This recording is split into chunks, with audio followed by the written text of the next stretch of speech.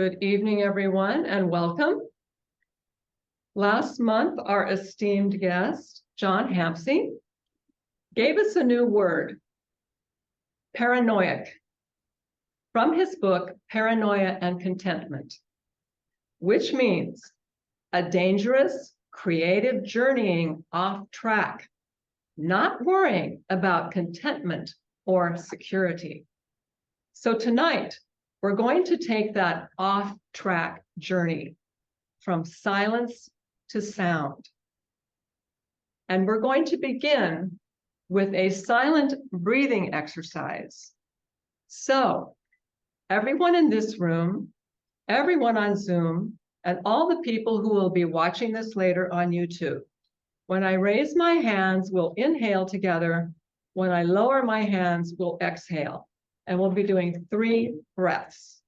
Here we go. Inhale.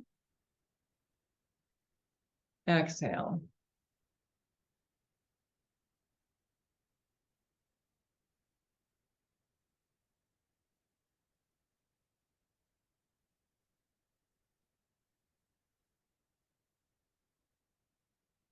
Very nice.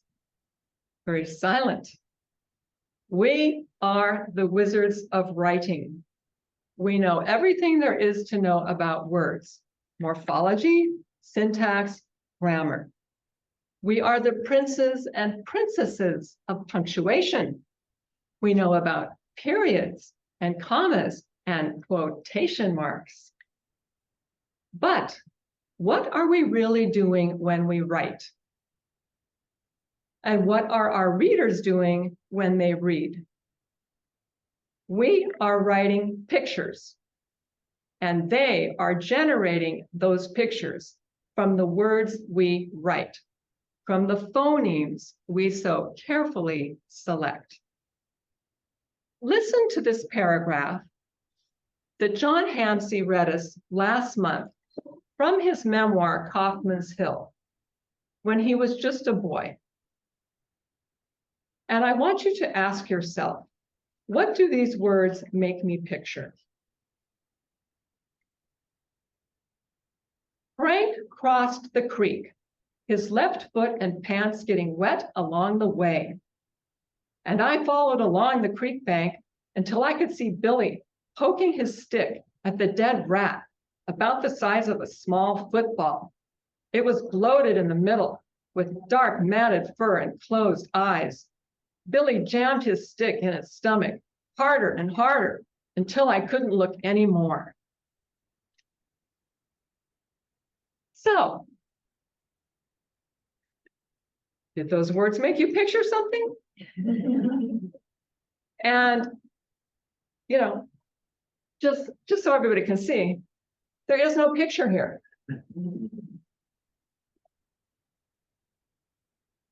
Was it easy for you to picture? Was it hard for you to picture? Did you memorize the words? Or did you make a little movie in your head? If I asked you to describe to me what you pictured, how would you do that? How would you get the picture out of your head and into my head? And what is that called? And what part of our consciousness is doing that? How does it all work? This is the off-track journey we will take tonight. To answer these questions, to contemplate the where, the why, and the how, beginning with the levels of our consciousness. Because if we weren't conscious, we wouldn't be sitting in this room. We would be unconscious, and we would be lying in a bed somewhere. Or is there really such a thing as being unconscious? Once when I was working with a coma patient in the hospital, his neurosurgeon came in to check on him. And he told me that everybody thinks that when someone is in a coma, that it's just like they're asleep and it's all black in there. But he said the truth is they're actually experiencing the light of 1,000,000 suns. Where does the light of 1,000,000 suns come from? He wasn't dead. He was just in a coma. So what does it have to do with our writing? What does consciousness have to do with our speech and our writing? So I'm going to start tonight with consciousness and how our consciousness goes from the light of a million suns down to using our words, oral and written, to get the picture out of our head and into somebody else's head. Using the most abstract form of speech, the ability to write language and read that writing. And yes, ideas can be either abstract or concrete, like freedom is abstract. You can't hold it in your hand. But words like a bloated rat are concrete. You could hold that in your hand if you wanted to, but I'd rather poke it with a stick, actually. And by the way, the young man who was in the coma did wake up. I continued to work with him for a few months in his home, where he went back to live with his parents. And he was able to learn to speak again, but he was never able to leave the wheelchair. So after our trip through human consciousness, then we're going to explore the sad plight of the millions of people who cannot access the words that we write. They are doomed to illiteracy, which in this day and age is considered a disability. And how do we help people on the other end of the spectrum? How do we help them to read and to comprehend what we're writing? And what's going on in our brains that allow us to do that and to comprehend using speech, both oral and written? And then we'll have questions. First slide, please.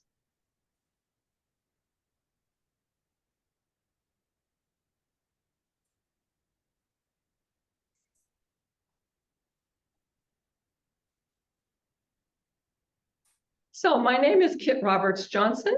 I am a retired speech language pathologist.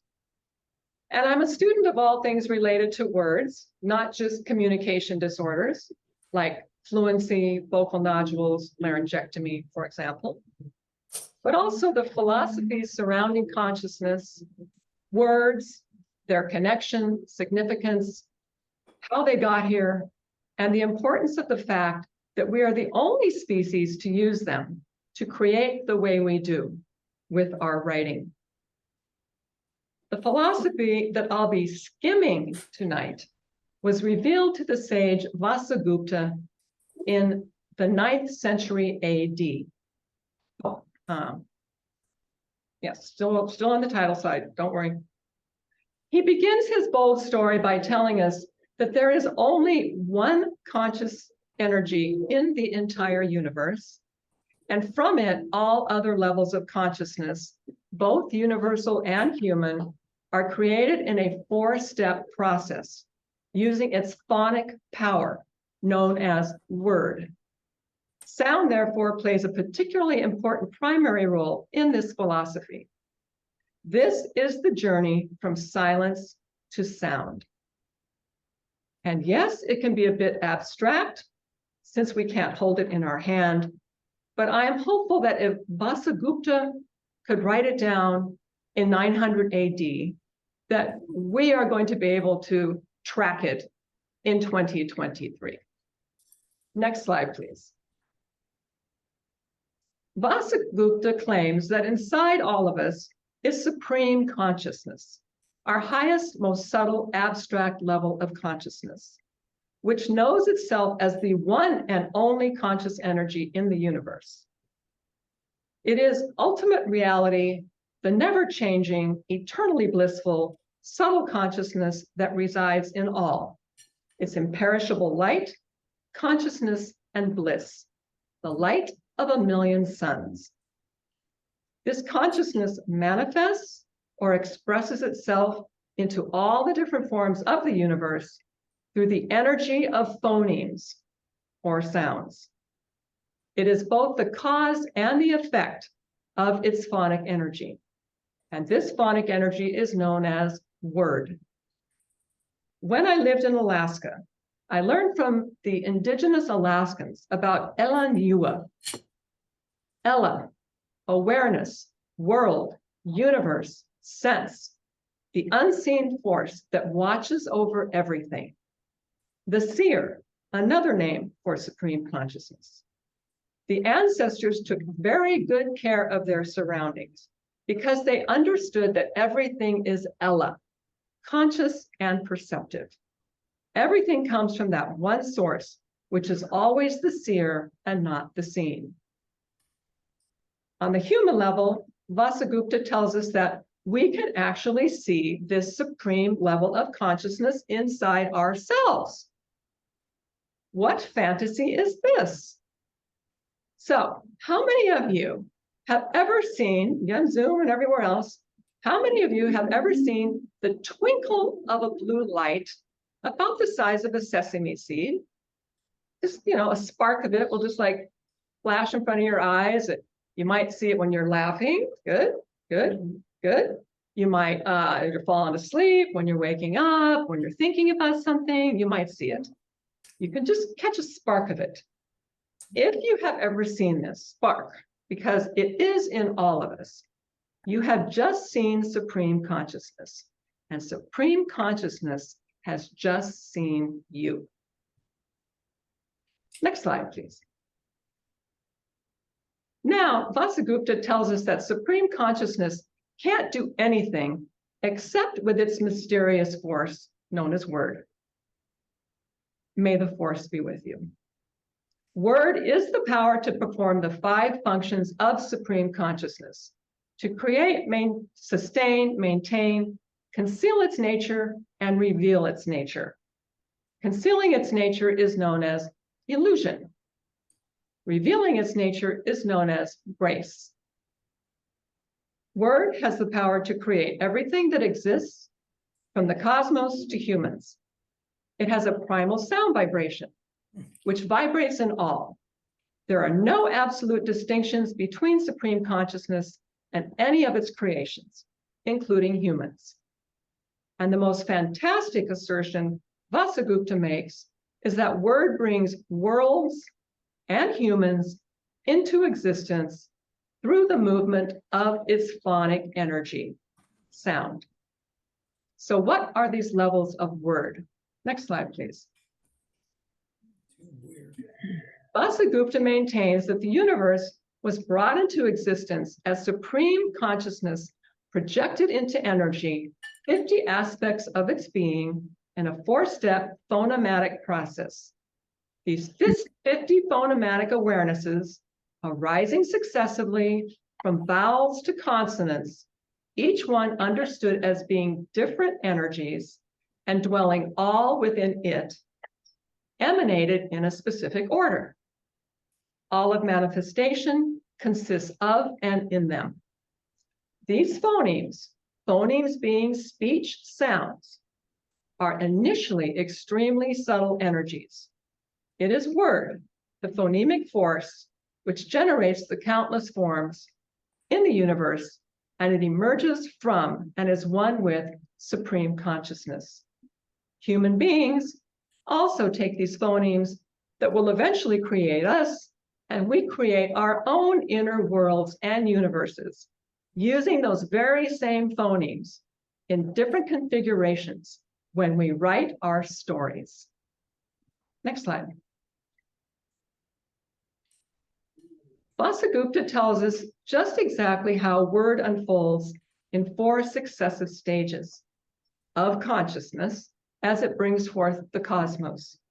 The first is supreme word, which is identical to and in union with supreme consciousness. Visionary word brings the consciousness of the first stage of differentiation. Intermediate word contains the first conscious appearance of duality and inner speech. And the last level, corporeal word, is the consciousness of express speech and language. Is that the right slide? No, you're 1 slide ahead. There we go. Good, I felt crazy. That's Good checking on the phonemes there. Yes. So these are the 4 levels: supreme, visionary, intermediate, corporeal. Supreme word is always there, but it is cloaked or covered by the other energies or levels of word. All right, now next slide, please. While supreme word is the source of all phonemes, with their individual characteristics, words, actions, and objects, even so, it remains at the primordial level of speech, which is non-dual, undifferentiated silence.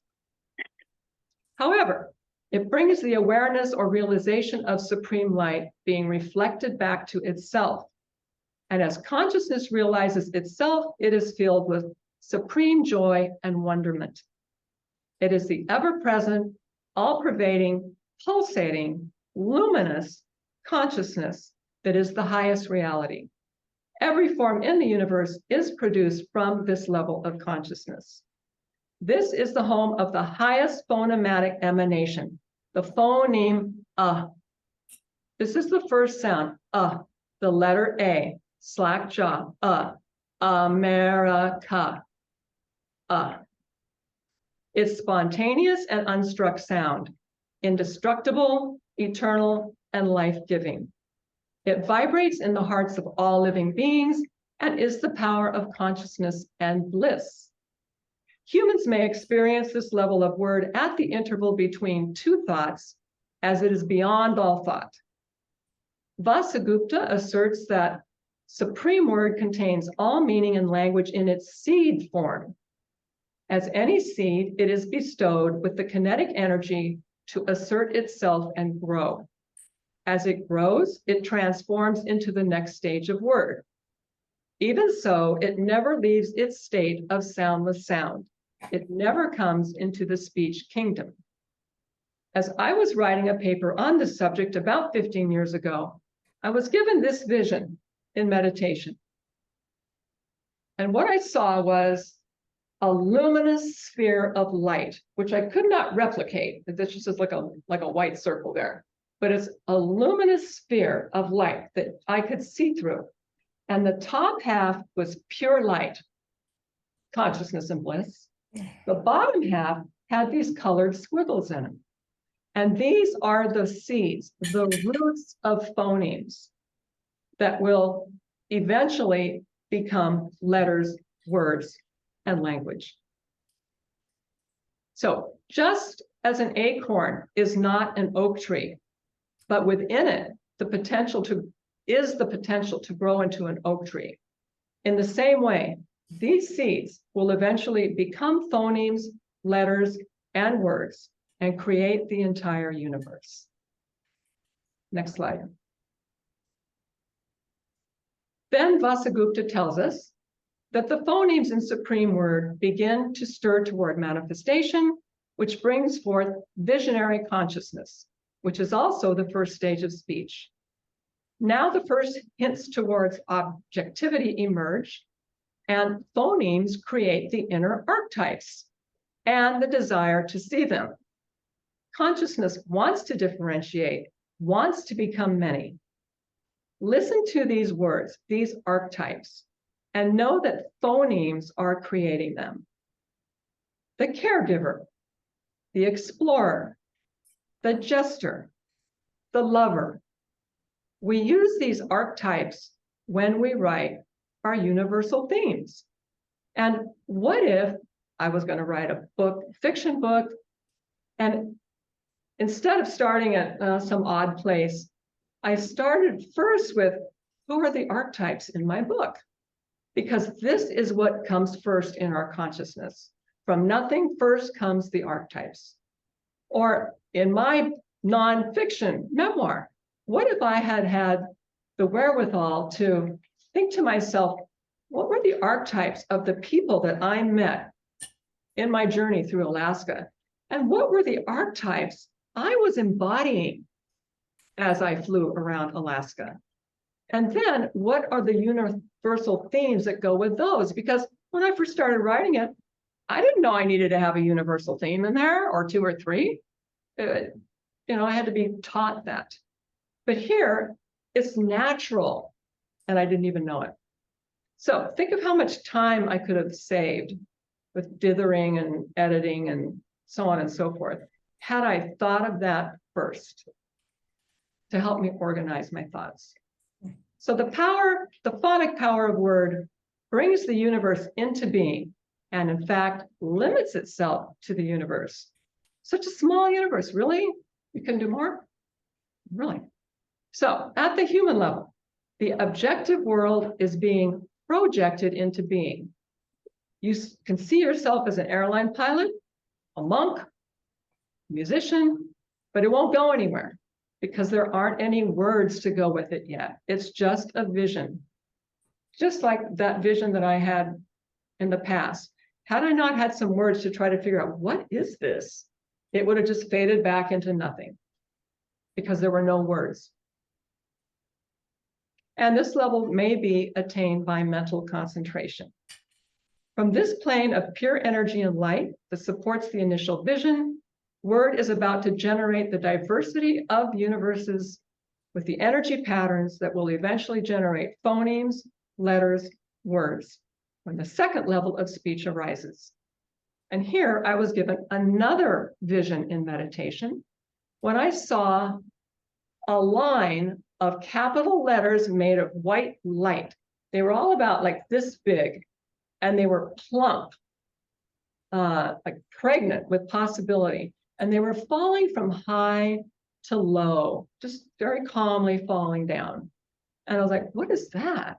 And to me, it represented how letters were now being formed, and they were falling from this plane of subjectivity and transitioning to objectivity as they came down into our field. And then they would create all the objects in the universe. Next slide. The next level is the intermediate level, and Vasagupta tells us that at this level of consciousness, we use this to silently think about how we want to phrase something when we talk or write. Now, as the phonic energy rises to the level of the heart, the first level of duality manifests and sound becomes particularized, although it is still not uttered.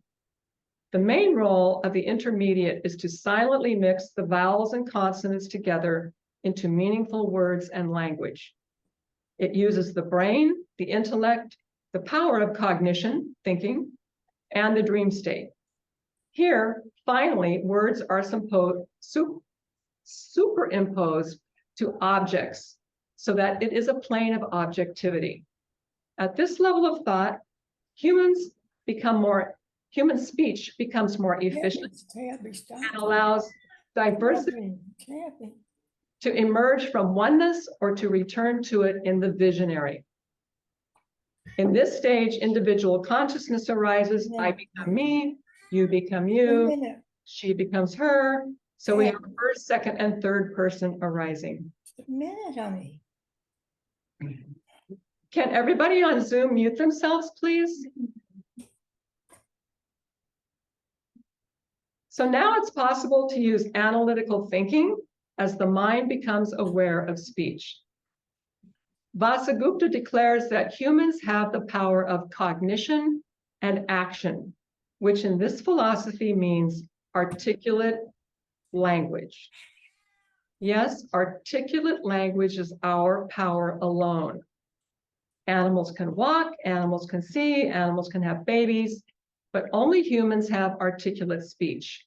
It is our superpower. At this level, inner speech is only heard by yourself. There's no articulatory effort involved.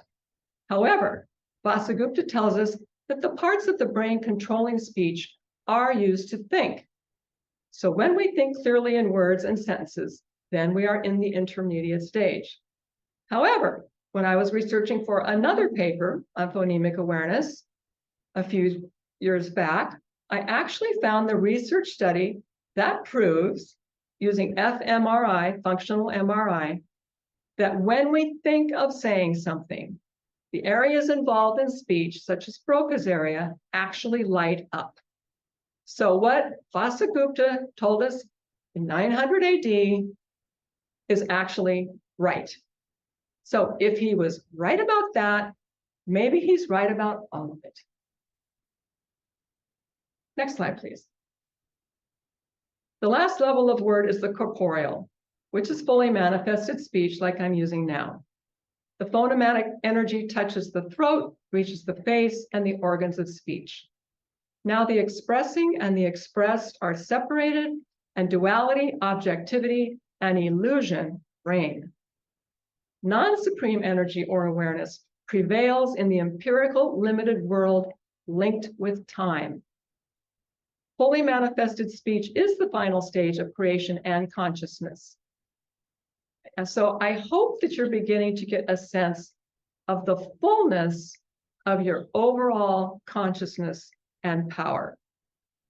Corporeal brings with it all that has to be expressed, including images and representations belonging to conceptual thought, a bloated rat, material objects, and the manifested universe. Word creates a level of speech which can be known.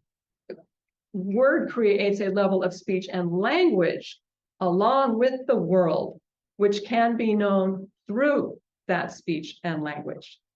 It is linked to the waking state and the power of action. This level of manifest expression is considered the lowest modality of consciousness. As with every level before it, corporeal is grounded in the one and only undifferentiated supreme word, who is one with absolute consciousness and is inseparable from it. This is the completion of a triadic process: visionary, intermediate, corporeal. It's timeless and continual, unbroken process, and it goes on uninterruptedly, and it is reversible. Next slide. So as a modern sage said, very nicely summing up everything I just said, could have just said this, Swami Muktananda, just as supreme consciousness creates infinite outer worlds, when consciousness becomes the mind, it continually gives birth to new universes. It creates different mental worlds, sustains them, and then dissolves them within its own being. This process goes on and on. And this is what we do when we write stories with our mind, which is a contracted form of supreme consciousness. Our hearts pump like drums. We connect through speech. In books, we immerse ourselves in the phonemes we have written. We enter a book like a portal, find something we resonate with, may even experience an emotion, see or hear something in our imagination. We allow ourselves to be experienced in a way that goes from our individual field to a greater field in a multi-dimensional process of emanation of sound. And together, we make an orchestra of sound. Next. At the articulatory level, speech is a pattern of phonemes which are emitted from the mouth, and they are actually a bubble, a sphere. When we make a vocal sound, a spherical pearl of sound, a phoneme, is created by the vocal folds, which rapidly expands into the mouth and sinus cavities, where it is articulated, and a combined sound sphere emits from the mouth and nose. Next slide, please. The sound bubble expands at the speed of sound, approximately 761 miles per hour, depending on the altitude and the temperature. It is not a line or a sine wave. While expanding, the sphere's outer surface pulsates in and out with all the frequencies of the voice. And you may remember that in word also is pulsating. And it's also a sphere. Word energy gets stepped down through these 4 stages of consciousness as we become fully expressed as human beings. Now, this concludes the silence portion of my talk. Next slide. Did you know that more than half of Americans read below a 6th grade level? And what does that mean for the books, the stories, and the poetry that we write? Well, maybe it means that if you're writing young adult, you might have a bigger audience than those of us who are writing for an adult audience. And what about the 21% of adult Americans who are completely illiterate? They won't be buying our books, let alone be able to get a good job, because nowadays, well-paying jobs require good literacy skills. Next slide. We know how to teach reading now. We know how to do it. And what is required to eliminate illiteracy, unless a person has extremely debilitating injuries or insurmountable abnormalities of the brain. But we know that you should be able to read at the level you can speak. So for example, we had a young man come to my clinic. He was 14 years old and he couldn't read. He had simple speech because he had Down syndrome. And he also had bilateral hearing loss. So he wore bilateral hearing aids. So he came to us because he wanted to read like the other boys. And we took him into our summer reading program, and within a couple of weeks, he read his first sentence. It was like a 3 or 4 word sentence with simple words, the kind of words he spoke. And when he finished reading that sentence, he, like, his eyes got wide, he grinned from ear to ear, and he just exclaimed, I can read. And he just knew, he could do it now, like the other boys. For him, reading was magic. So what did we help him with? We helped him with these sensory cognitive skills that are necessary to be able to read and spell and comprehend. Phonemic awareness and symbol imagery have to do with the ability to hear words and pictures and picture the letters that make up those words for quick recognition for reading and spelling. Concept imagery has to do with the ability to comprehend those words and sentences, oral or written, by creating an image of what they mean. So we're going to examine each one, but to do that, I need a volunteer from the audience to come up here so that I can demonstrate these, because you can't really just talk about them, you have to show them. Somebody who's come and stand up here next to me. Well, just take a couple minutes. Yeah, there we go. Yeah, let's give a round of applause there. I'm auditorily handicapped. I have hearing aid. Well, this will be good then. All right. Now, is he in the picture? Do I need to move a little closer? All right, so first, Close enough. we're going to start with phonemic awareness at the oral motor level. Match me, say, what do you feel working when you say your lips or your tongue? My lips and my throat, air expulsion. That's it. No tongue. Okay, when you say air expulsion, are you saying that you hear a sound or it's just air coming out? I feel air. Yeah, just air, you're right. Okay, I agree. Now, are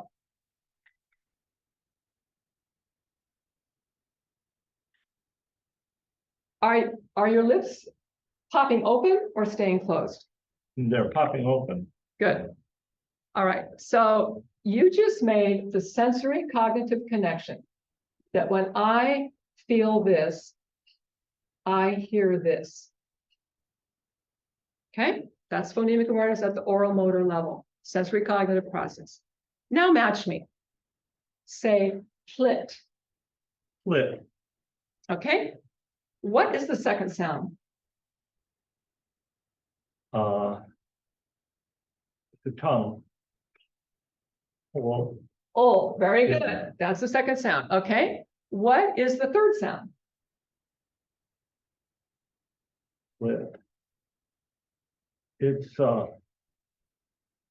Yeah, just sound it Well, out. there's an I in there, but Right. the T. But what would the I say? That's the letter, Yeah. but it, exactly, very It's good. a jaw thing. That's right. Okay, that's good. All right. So what is the first sound? The Good.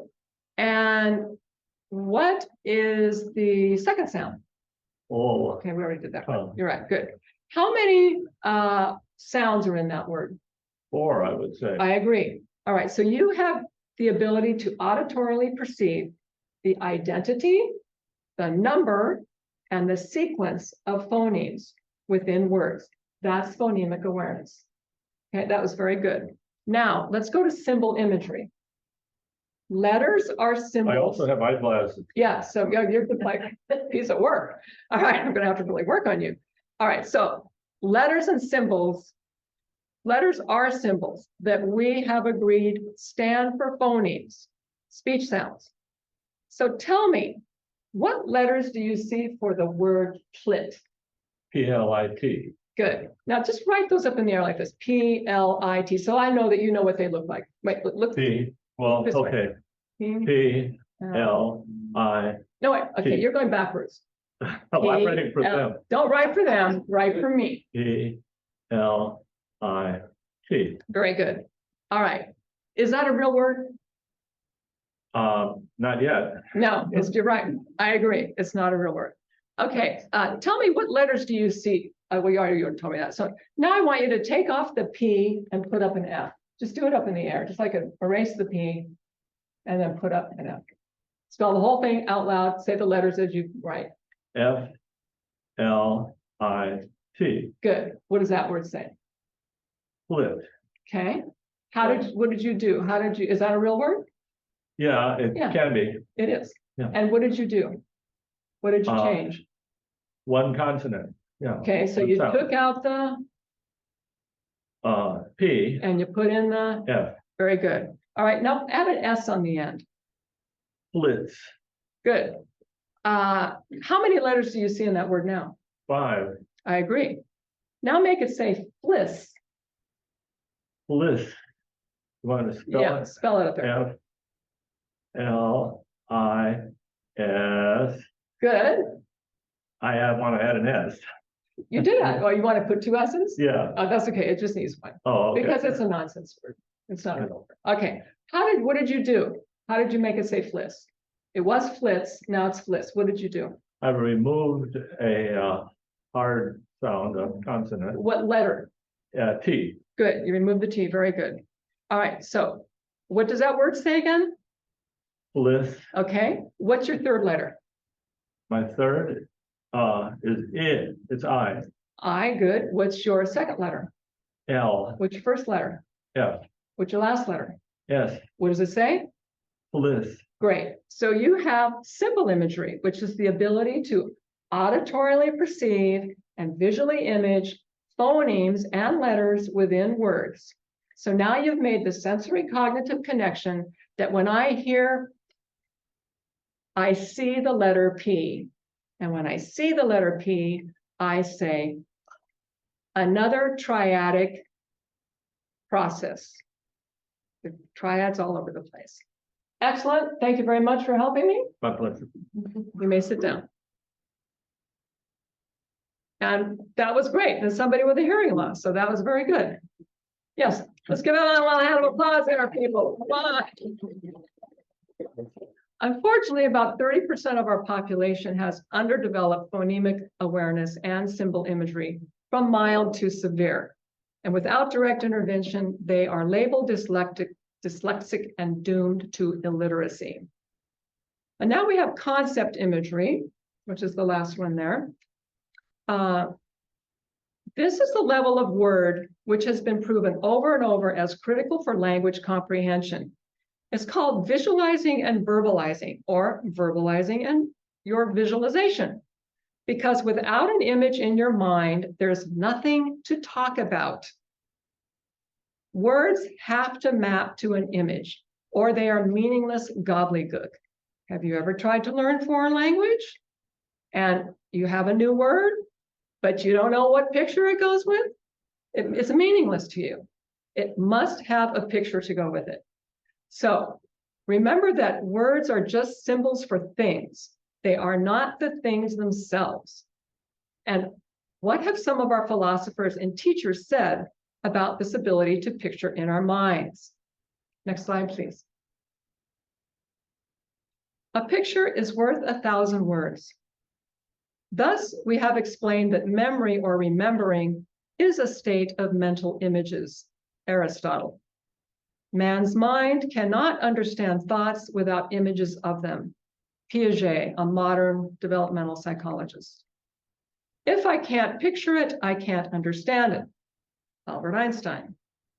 Cognition, thinking, is proportional to the extent that the coding mechanisms of mental representation, imagery, and language are integrated. Alan Pavio, one of our modern scientists on this concept of visualizing and verbalizing. Unfortunately, 30% of our population has underdeveloped concept imagery from mild to severe. Next slide, please. Just to assure you that images are created from sounds, let's see what the intelligent dolphin can do. They use their echolocation sounds to create visual images. Here is the CymaScope image showing that the dolphin created an image of the cube being shown by its trainer, and the sound it made created the image of that cube in the CymaScope, which is a device that makes sound visible. So even dolphins are transmitting visual images to each other through sound, which is exactly what we do. If I say tree, you picture a tree. But if I want you to picture a specific tree, I have to give you more phonemes. A palm tree. Did that change your picture? A pine tree. Did that change your picture? Yes. So what happens with poor concept imagery, and how do we stimulate it to the gestalt? Some might say that those people with superior concept imagery skills are the people that we say have photographic memories, and they're usually very smart. But people with poor concept imagery have poor imagery skills and weak oral and written language comprehension. Following directions, getting the joke, and writing a coherent paragraph are difficult. Abstract versus concrete thinking, as well as cause and effect, are impaired. Simply stated, if you can't picture it, you can't comprehend it or remember it. If students don't transform words into pictures, they can't remember what they heard or read. As Nancy Bell would say, words go in one ear and out the other. She wrote Visualizing and Verbalizing, a program that stimulates students for the sensory cognitive processes basic to language and literacy competency. Concept imagery to the gestalt, the whole idea. The child hears or reads the parts, words, and builds them into a whole, the main idea. Concept imagery is the ability to create a mental representation, to image something, and the ability to map that image to words, and vice versa. This is called dual coding. Our brains code information in two ways, visually and verbally. Research also tells us that when it comes to imagery versus language, the picture wins. So for example, I was sitting in Alaska reading an article in the Anchorage Times, but in my mind, I was picturing that I had to go to the grocery store and what I needed to get. And I got to the end of the article and I was like, wait a second, the heck did I just read? Oh yeah, I was picturing the grocery store. Okay, so then I read it again and I paid attention to the actual words and pictured what the words were saying, and then I understood the article. So what if you don't have good imaging skills, or you never knew you were supposed to do it, or that you never received any training for it? Because of course nobody would think of teaching this, heaven forbid. So individuals that already easily create mental representations have good language comprehension, expression, and critical thinking. However, other individuals have difficulty creating gestalt images. They get stuck on the parts and the facts. Their imagery is slow and dull. They don't realize they should picture what they read and hear. If they were stimulated for this sensory cognitive skill, it would make learning so much easier. Next slide, please. So how do we start? First, by showing a picture to a client and asking him to describe it. This picture was shown to a teenage boy who was failing miserably on tests of language comprehension. He could read, he just couldn't remember, understand, or process what he was reading. So he was asked to describe what he saw. He said, "I see a piece of corn." So, I looked at it, I looked for it, I was looking for the corn. And of course, I just imagined that he was thinking the man was feeding the squirrel a piece of corn. So when stimulating concept imagery, we don't assume a person can visualize something. We supply a picture first and evaluate how they describe it. He had honed in on a minuscule detail that existed in his mind. He didn't describe the picture to the gestalt, which is what we want. We want that because, as we have learned, the gestalt comes from the visionary level. That's when the whole image is introduced. And we want that first. So he didn't describe the big picture first, which would be a man, a man is sitting on a bench and feeding a squirrel. Why? Because he didn't know how to do that. And he was never taught. Next slide.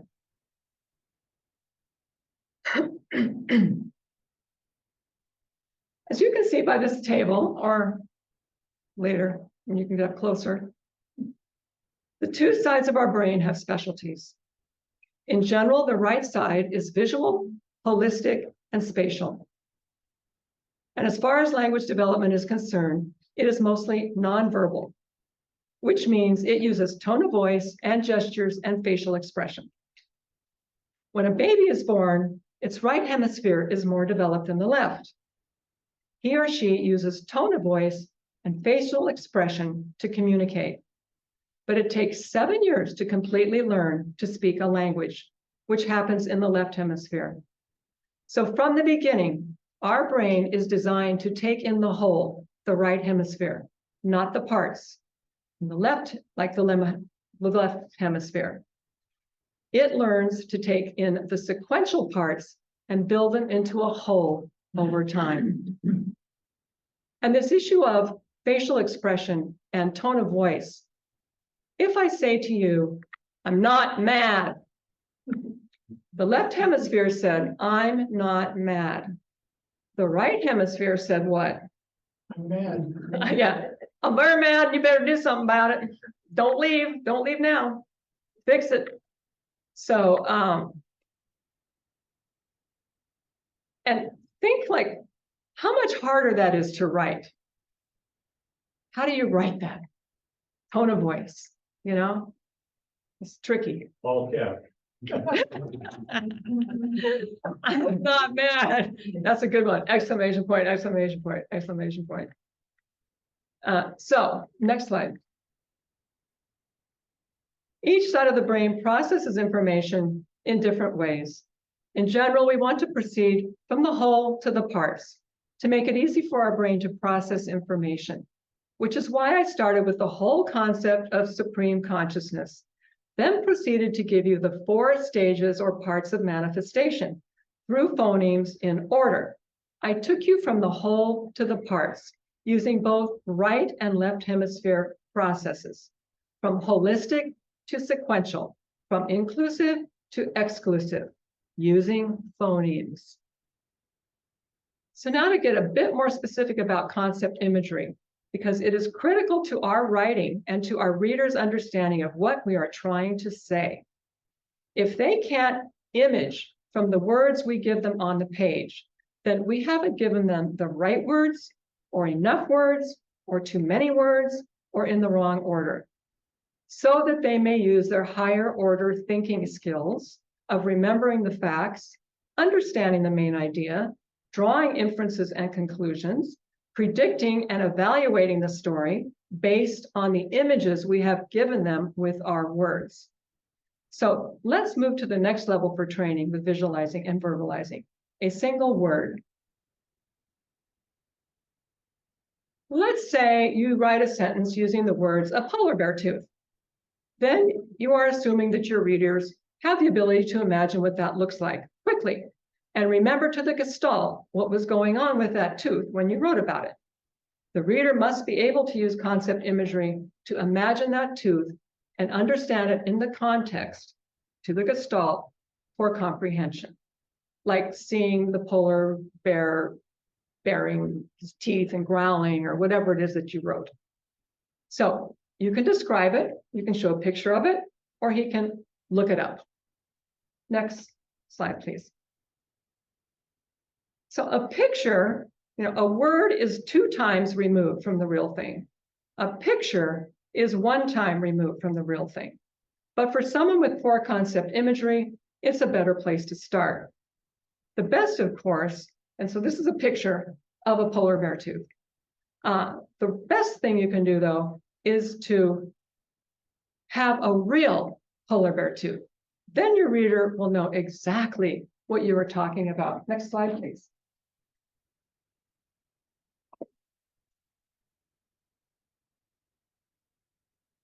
And here it is, the polar bear tooth, which I'll be passing around for you to hold in your hand.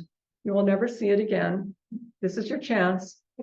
Please don't scratch on it or chip on it or anything like that, but you'll have a chance here. You can feel it, you can see it, you can get a much better understanding of what a polar bear tooth is. Maybe when you finish, you can just either give it to my husband if it ends up on that side, or give it to Steve if it ends up over there. So I'll start in here. Take a good look. It's got a little squid jaw on there. This shows a polar bear face, because in Alaska, nobody's allowed to own ivory unless they are Native Alaskan. And for us to buy it, it must have some artwork on it. So it doesn't have to have a lot, just enough. So as Carl Pribram says, we cannot think about something of which we are not consciously aware. And we cannot be aware of something not perceived sufficiently at the sensory level to come to consciousness. So what we know now is that while the left hemisphere is reading the words on the page, the right hemisphere is simultaneously picturing what those words mean. Dual coding. Words are just communication tools, symbols that represent things. Remember, the visionary comes first, but even it is brought forth through phonemes. And our brains, things can get jumbled up in there by a lack of stimulation. And the same is true for our writing. We must create visual images for our readers, one that matches our intentions.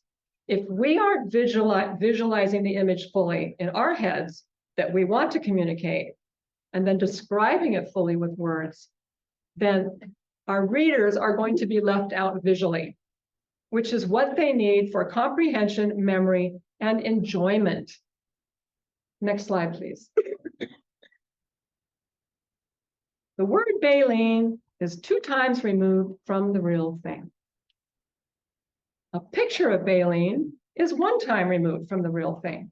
Next slide. Now here is a picture of baleen laying on my carpet floor in my office. Next slide.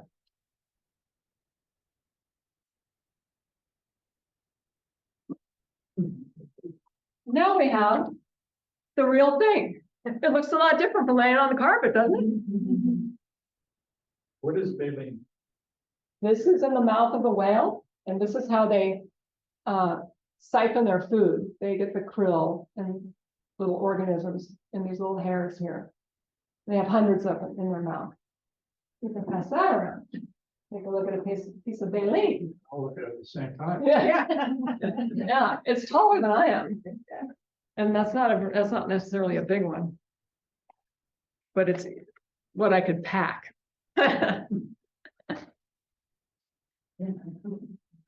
All right. While you're looking at that, next slide, please. So, I should have shown that to the camera a little better. Let me do that before I keep passing it. Let me show that to the camera. I forgot to do that. Then I'll give it back to you. Okay.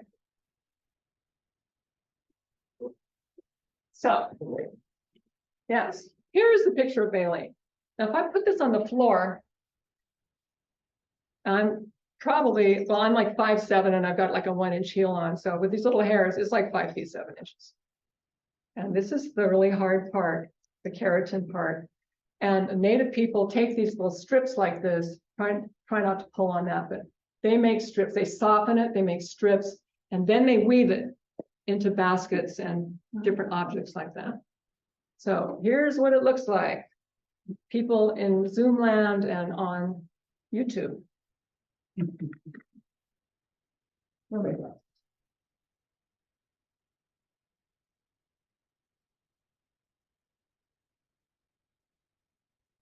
All right, so while that's going around, structure words. This is what we use to start to begin to teach someone for visualizing. And they're arranged in this order for a reason. We ask the client, for example, what? And I would say, okay, I want you to tell me what you see in this picture. And what means when you look at this picture, what is the main thing you see in the picture and what is it doing? So go to the next slide. Here we have our man on the bench. So we always want to get the main idea first.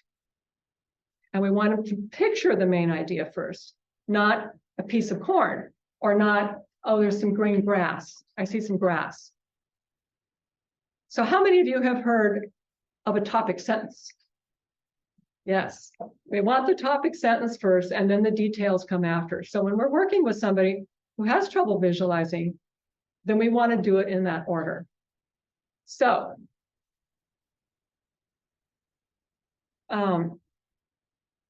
looking at this guy here now, I would say the main idea is there's a man sitting on a bench feeding a squirrel. That's the main idea. Okay, so, but before we leave him, we want to finish him off. And we want to finish him off from the top down because he's the main character. So would you go back to the structure words, please? Okay, so we're going to go through these words. And you're my clients, somebody yell it out. We'll go to the next word, which is size. So are there any, wait, we want to finish him off first. Go back to the man. Okay. Who would like to describe that man from the top down? So is he bald or does he have a lot of hair? Oh. He's bald. Good. Okay. I just asked you Socratic question. Choice and contrast. I gave you the right answer and then I gave you the opposite of the right answer. So as my student, if you didn't know the word bald, so you were a child, you didn't know bald. I just gave you enough contrast there. You could go to yourself, well, he doesn't have a lot of hair, so it must be bald. So the child saves face and he learns a new word. All right. What else do you see on his face? Yeah, he's got a mustache. He's bald. He's got a mustache. And what is he wearing? Shirt and tie, pants. Good. All right. Let's go back to our structure words. All right. Next word is size. So let's do size and color this time. So we'll go back to the picture. Are there any size words that we could use? Feet, the size of his feet. So would you say his feet are big or little? Skinny. Yeah, he's got skinny feet. Okay, what else? I would say he's a little fat. What about the squirrel? Big or little? Little, like sure. Little squirrel. But what about his tail? Big or little? Long. I say he's got a big tail. Little squirrel with a big tail. Right. And what about the bench? Big or little? Big bench. Okay. And now what about the color? Because we're doing size and color, right? So who wants to describe the colors in the picture? We just start by saying the man is wearing a shirt, black pants. Sitting on a blue bench. Right. And any other color words there? One. And there's a little bit of green grass, I And brown agree. squirrel. And a brown squirrel, yes, we have to get the squirrel in there. Okay, let's go back to our list. Number. All right, let's go to the picture. Are there any numbers we would use? So how many men do you see? One. One man, One squirrel. one squirrel. 3 slats in the back of the bench. Okay, I would say, well, that's true, because he's sitting on 2, and then the 3 in the back, yeah. So we could say there's a total of 5 slats, or you could make it specific like that. Okay, let's go back. Shape and where. Let's just do these 2, and then I'll just tell you what the other ones mean. Okay, any shape words in there? Yeah. Okay. And then, what was the other word? Curves, right? It's just size. Was it size? No, color, we do size, where? Number, color, number, where? Where is he? Outside or inside? Outside. Okay, how can you tell? What's in your picture? Grass. Very good. Okay, go back to the list again. So then we would continue on with these other, like, where is he? Well, we just did where. But movement, is there any movement in the picture? I'd say probably. Maybe the squirrel is munching or something. That would be it. What's the mood? Relax. Just, yeah, relaxed, happy. What's in the background? Yeah, can't see anything. What's the perspective? Are we up close, far away, or just average? Yeah, I'd say just average. And is it daytime, nighttime, summer, winter? Daytime, summer. And what's in the picture to tell you that? He doesn't have a coat. He doesn't have a coat. Right. So there's the kinds of questions we would ask kids. Okay, so then I would take the picture away. Now the picture is not there. Now I would ask a student, and I would ask for somebody in the audience to, volunteer to be the student. And what I want you to do is look up and to the right, because that helps you access your visual memory. And I want you to tell me what you just saw, what you pictured. And here's the thing, like when I'm the teacher, I have to picture what the student is picturing so that I can check them. And if I didn't picture it, then I don't know how to check them. So I had to learn when I was doing this to make good pictures myself. I realized that I wasn't making very strong pictures. Okay, so who would like to say what we just saw? Starting with the main idea and then giving the details. You don't have to give all these words in the exact detail, but going from the whole to the parts. That's a brave one. Go ahead.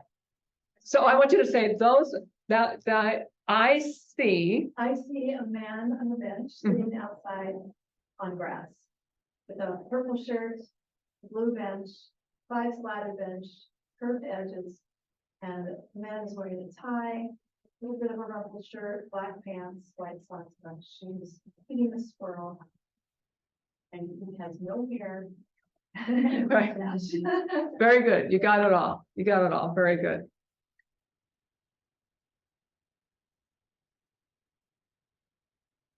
Corn. Yes. But I didn't see the corn. No, there was no corn. There was no corn. Maybe there was, maybe. Squirrel ate it. Okay, so there are lots of things that happen in this program, but just know that it's very important to generate a picture instead of memorizing words. And all the information is in the picture. Who, what, when, where, the tense, the grammar, everything is in the picture.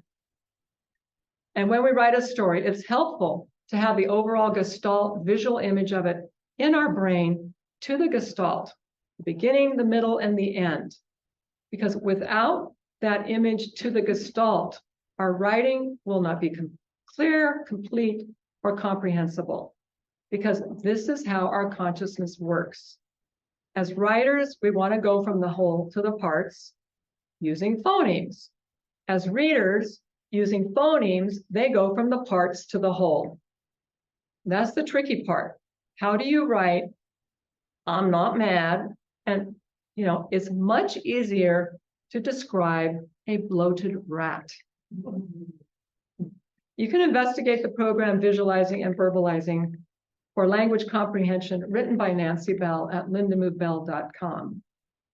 And so I'm going to finish now, next slide, with something, or the next to the next, and the next one. Oh, I forgot about that one. So that's the program Visualizing and Verbalizing by Nancy Bell.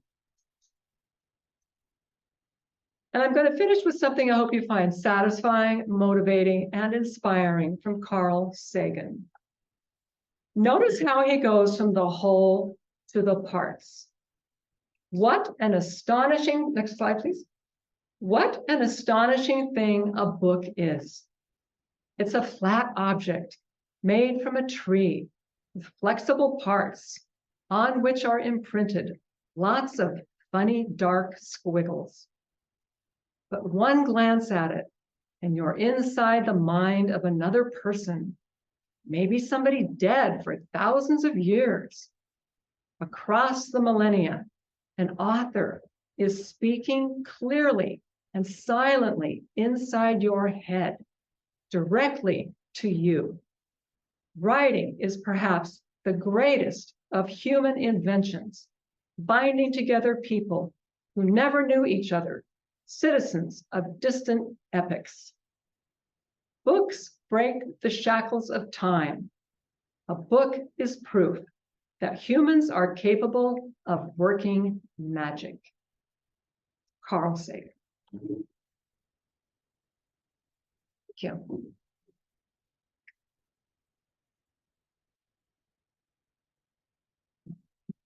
Are there any questions from the room or on Zoom? Did the comatose boy, when he learned to speak, did he say that he had been aware or that he had had any mental memories or experience? I never asked him that. I never asked him that. That would have been a good thing to find out. He may not have had enough verbal accumulated skills early on anyway. Yeah, it took him a long time. He had been in a construction accident where his grader digger thingy fell off a cliff and he hung upside down for a couple of hours before they could get him out.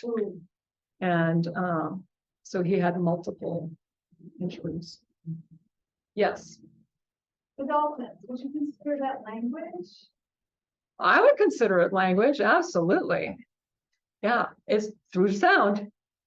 But you said only humans do articulate speech. Right. They don't have articulate speech. They just have these echolocation, like doot, doot, doot, doot, whatever they do. It's not even like with the tongue, doot, doot. It's like whatever. Hoo, hoo. I don't know how they do it actually. What about the gorillas who have been taught How to sign. Again, sign is not articulate speech. It's a form of speech and language, but it's not articulate speech. Yeah. Yes. So I was an elementary school teacher. So Uh-huh. I'm trying to go back and put this in. So when you're in first grade and you're learning to read and to write, and I'm thinking of, like 20 years ago when I started versus now, and like change in children, that maybe children today are not visualizing enough. And tell me why you say that. Yeah. Because you are right. And what are you thinking that the reason is that for? So I'm thinking that they're getting too much visual stimulus, but they're not. They never have to generate it anymore. It's fed to them from the time they're 2 months old. Yeah, that they just get all these images, but they're not feeling things, they're not touching things, they're not making the. They're not connecting the words with the pictures because they're just flying by. Yeah. So what do you suggest? Well, let's say, for example, you were in first grade and you were doing a picture book kind of reading thing. And it's say there's a bear, whatever. And then you show it, you read it to everybody. And then you say, Sally, what did those words make you picture? What did those words make you see? And then you have them say, those words made me picture. So they are knowing, they're telling themselves that they're picturing it. Well, I saw a bear and he was a big bear and he was brown and he was in the forest. And if that's what the picture was, it's got to be accurate.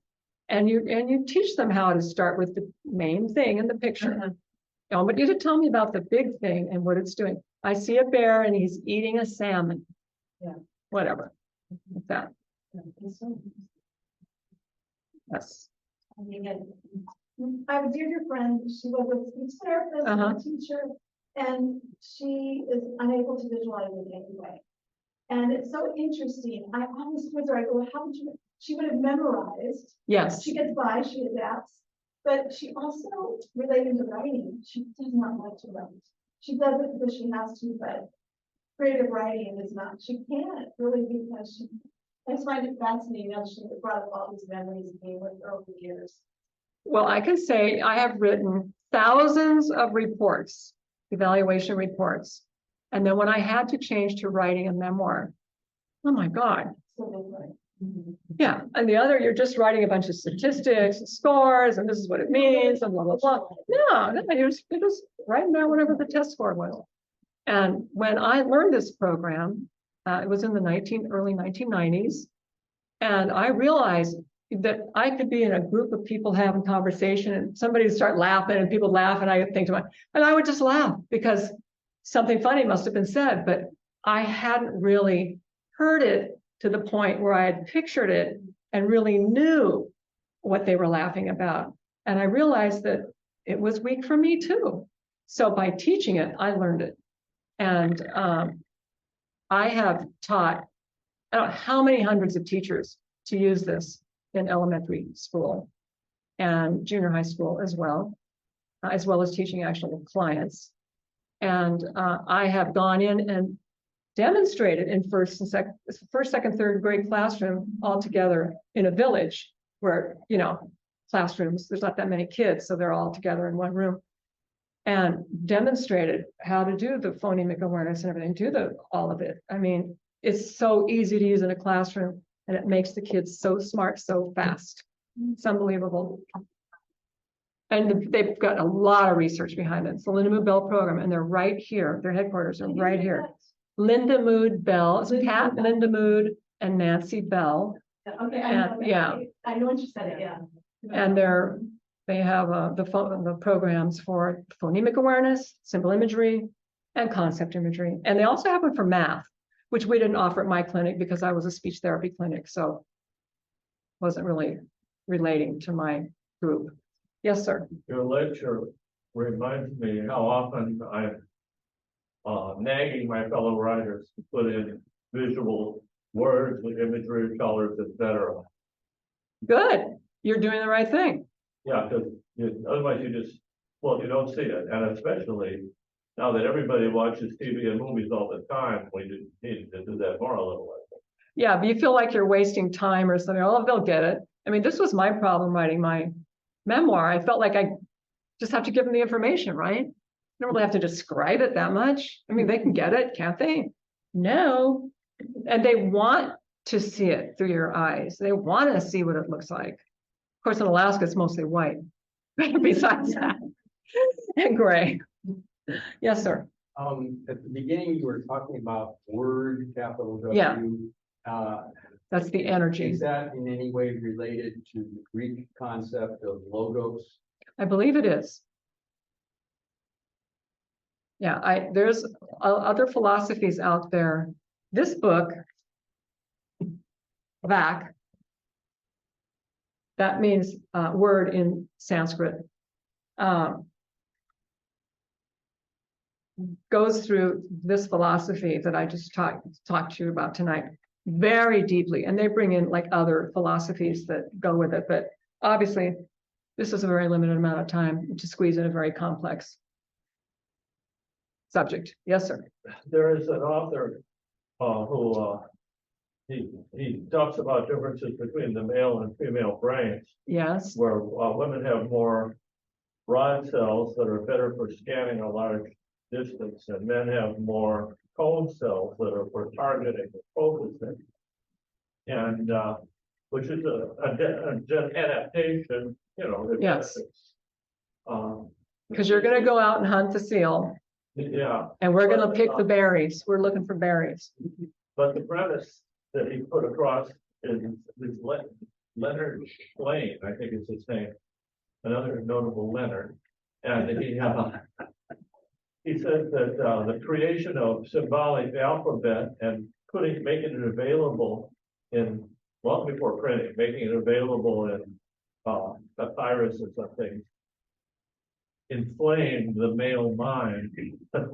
It made it fanatical almost, and it accounted for the transition from the goddess to the male Patriarchal. pharaoh, priest, king, god. Oh, It made them very militant. really? That's interesting. Yeah. Interesting theory. Yeah, the book, well, this was like 30 years ago. The Word versus the Goddess, or that Okay, title similar to that. It was scary, actually. because maybe if we could say the goddess is more of the feeling, the love, Yeah. and the goddess could really care less about reading because she's in bliss.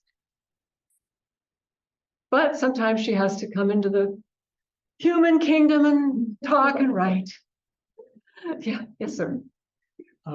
This seems very mundane compared to God and King and so forth, but writers wrestle with this a lot. I was struck when you were doing the polar bear tooth and the baleen, and the idea of the thing and the word and how we're. Yeah, it's 2 times removed, right? Because, and I guess there must be stages of, in terms of education or therapy, because the point is some things or a thing need a context. If you had shown us a green apple, said a green apple, the tooth or the baleen, taken out of the polar bear, suddenly I'm confused. I mean, Yeah. I know you're telling me, I Right. can imagine that polar bears must have teeth, they must be probably white. Yeah. But it's interesting. So I don't know if it's exactly a question. It's just the notion that describing some sort of when is a thing a thing? When does it need a context before it actually becomes a thing? I don't know if you deal with that. How's that for a pretty lousy question? When is it, and I just realized I remembered that when I was on Zoom, I could never hear the questions. And tonight I was going to remember to say people's questions so the people on Zoom would know what the question was. So, geez, I apologize to the people on Zoom that I did not do that. So anyway, when is a thing a thing? And when is the context to be a thing? Well, I think a thing can be a thing out of context, and it can also be a thing in context. And Right. it's both. It's a both and. But to be understood, don't you? Need some place to put it. Well, yeah, if you're relating in a story, it has to have some relationship in the story. Yes, has to have some meaningful words and language to make it. If there was a picture of where the baleen is in the whale's mouth. Or what tooth that was, Yeah, which one? Is it the incisor or the where? I don't know. She's asking, where was that tooth? Yeah. I don't know. I was not around there when they pulled it. I learned that that the native people are the most afraid of polar bears than anything else because they will eat them. And in my book, I wasn't talking about my book tonight, but in my book, I do have a picture of a hide on a wooden drawing rack. The village that I went to had been stalked by a polar bear mother and its 2 babies. And out in the village, I mean, you're in the middle of nowhere. You can't put them to sleep and transfer them over to some other part of the ocean, They have to be killed. So Fish and Game has to come in because once they know there's food there, they come back every day. So they had to be killed. So on one drying rack was a large skin, and then on another drying rack were the 2 little skins. And I did write about that because it really affected me profoundly. And I wondered when they were shot, you know, did the mother see the baby shot before she was killed, or did the mother get shot and the baby saw the mother get shot, or how did it work? You know, were there like 3 people shooting? Because otherwise they could shoot each other. I don't know. It was just very like traumatic, but that's life in the villages. It's harsh. It's not like our lives in town. I saw a whole nother side of reality of survival. And even with modern food, they must subsist hunt. They must. They do not have enough food to eat up there. So, you know, I had to change my ways. I had to change the way I thought. I had to realize it was okay to wear a fur coat in Alaska. And they wear them inside out. They have the fur on the inside and the skin on the outside. And then they put some colorful cloth over it, usually the women especially. But, you know, I would come to California and I would not bring a fur coat along. Of course, you don't really need it down here anyway. Yes, I have a question. Steve. In your experience, how is the ability to create visual images affected by autism? Okay, the ability to create visual images affected by autism. Ironically, a relative of mine right now, a teenage boy, who has been diagnosed as like mildly autistic, is going to be starting the visualizing and verbalizing program because he is just floundering in school. He can't follow the directions. He can't understand what he's supposed to do. He's not progressing like he should. And it's like, you know, he needs this. I'm telling the people that we worked with who came in just so lost. It's completely transformative.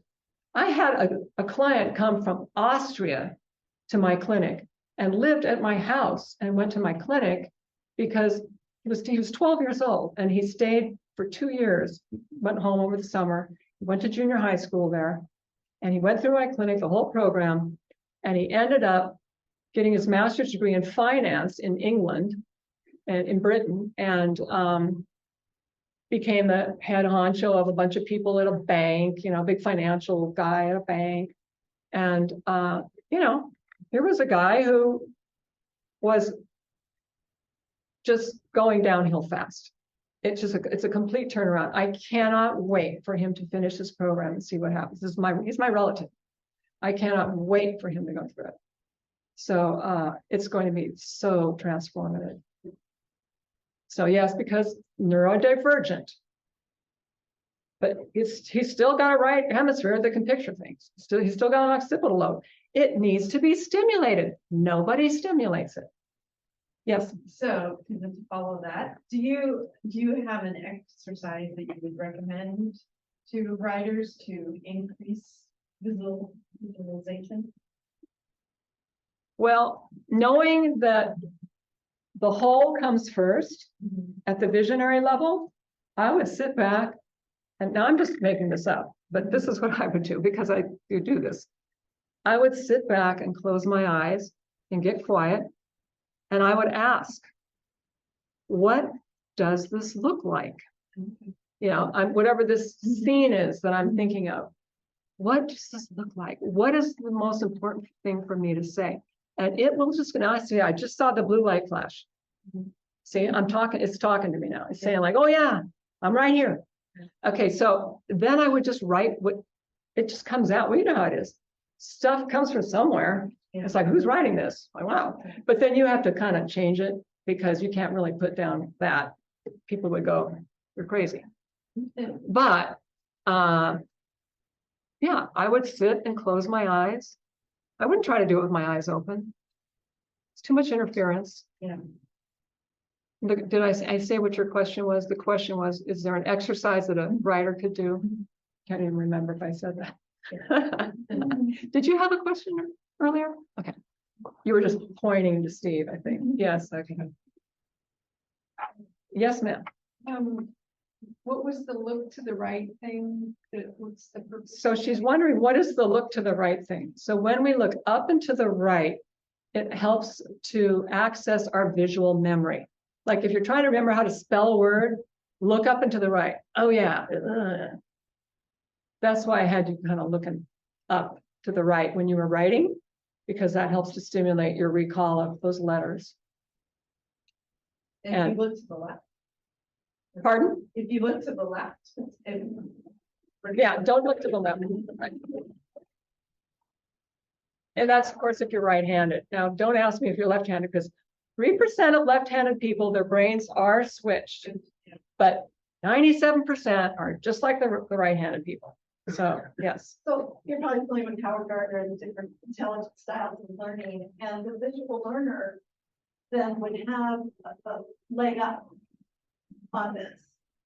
And wouldn't maybe need to be taught as much as someone who's a. Well, yeah, I look at, learner. yeah, she's saying that these different people with their styles of learning, there's a visual learner, auditory learner, so on and so forth. The visual learner would have a leg up. But look at the people who are, have a photographic memory. My uncle has a photographic memory. He graduated from college with his degree in law. Really smart guy. He's 100 years old already.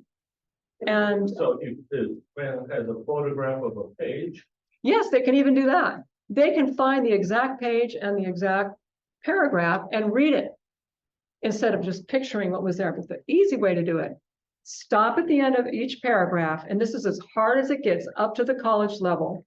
If you're like reading for information, that you need to remember, stop at the end of each paragraph and just visualize quickly what little movie did you make from that paragraph. Then go to the next one. And then when you take the test, you just look up at the picture. Oh yeah, it's la la la la la la la.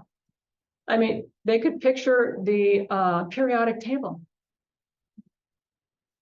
I dropped out of chemistry after, right before the 8-week limit. It's like, get out now. So, but I didn't know about visualizing and verbalizing then. And what do you think about the fact that unless you have a picture in your mind, you have nothing to say?